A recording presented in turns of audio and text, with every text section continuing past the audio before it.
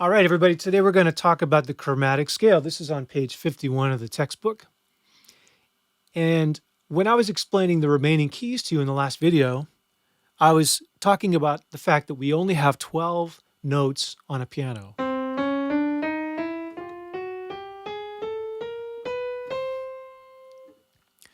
So if I play literally every note that's available to me on a piano, that's sort of all the notes, all the colors, if you will, of our rainbow. And for that reason, we call that scale a chromatic scale. It's like chroma, it's all of the colors. So on page 51, they show you a chromatic scale, and they've got it ascending from C. So as we go up, we're going to use sharp signs to change the notes. So I go from C to C sharp, D to D sharp, E, F, that's a half step already. Then we have F sharp, G, G sharp, A sharp, B, and C.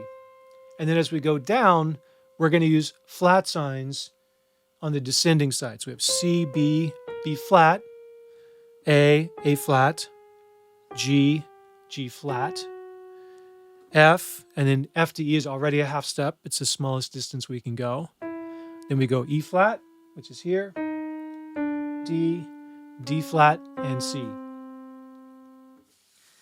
So the chromatic scale is not a scale that we use to create melodies usually. There are some composers that did that, but for the most part, music either exists in a major scale kind of world or a minor scale sort of world. The chromatic scale is something that we use as connective tissue, but maybe to get from one place to another, or just because it has a particular sound. It has that sort of descending, falling kind of sound. If I wanted to get from this note to this note in a melody, I might use bits of the chromatic scale to get from C to E, for instance. So it is really a color, I would say, that's used in music. And playing the scale is something that we do on instruments to practice getting a good tone from note to note so that every note on our instrument sounds good.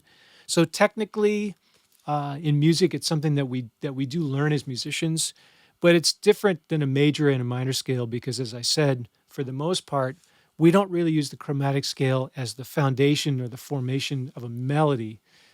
It's really more of a color that's used in a composition or something that we use to kind of practice technical facility maybe on our instrument. So the first question, exercise 1 at the bottom of page 51, what is the distance between each pitch in a chromatic scale? Well, the answer is hopefully half step, right? Every single note is a half step apart. So that's not really so much of a pattern as it was with the major scale where we had a group of whole steps and half steps. Here we're just playing all half steps. So that's it. It's not a big deal. You can practice writing it starting on an A in the textbook in the bass clef, and then they have it starting on a B in the treble clef.